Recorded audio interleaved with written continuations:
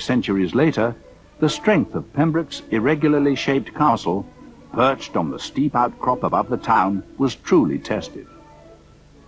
Throughout the Civil War, Pembroke never once fell, despite determined assaults, until the final year of the war, when a contaminated water supply, rather than military might, led it to be taken.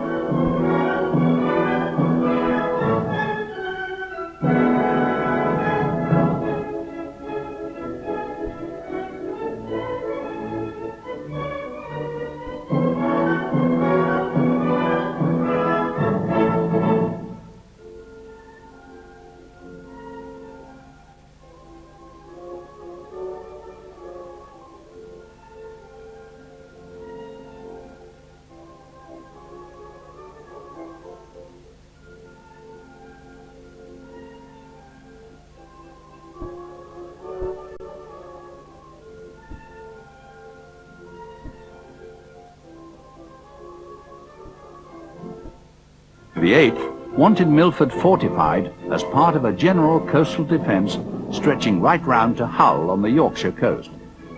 But it was during the 19th century, when fears of the French were at their peak, that more was done, including the fortification at Stack Rock, with a 9-gun battery capable of firing miles out to sea. Stack Rock is one of the few forts to remain in private hands, and is listed as an ancient monument. Back in 1978, it was offered for sale at £20,000, which may not seem bad for a 50-room fortress, but it remained unsold. A ring of steel around Milford Haven followed, with 13 further forts.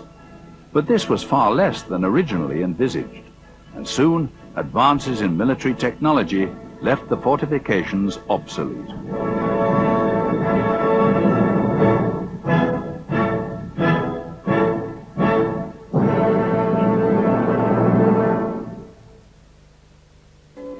St. David's ranks as a city because of its cathedral, but in reality it's little more than a village, which probably grew up because of its position on a pilgrim's route from Ireland to Spain.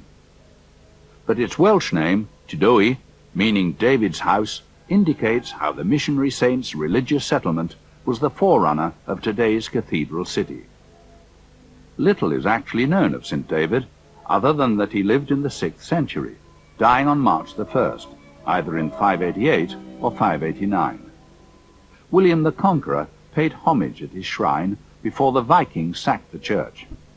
It was later Normanized as a non-monastic cathedral, and David was canonized in 1120. Although restoration has taken place over the centuries, much of the Norman cathedral remains, and St. David's, as well as being the largest, is widely regarded as the most interesting and finest church in the Principality.